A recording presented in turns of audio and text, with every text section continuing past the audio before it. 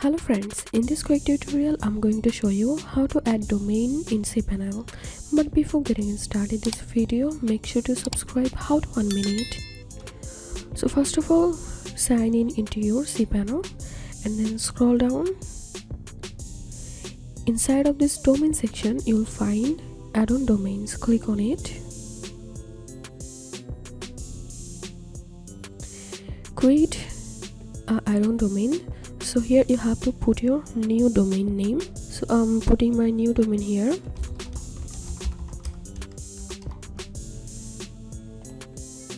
Then subdomain will automatically create, and this is the document root. If you want, you can change the root. Then click on add domain. So this is how we can add domain in Cpanel. If you find this video helpful, make sure to subscribe. How to 1 minute. Thanks for watching this video.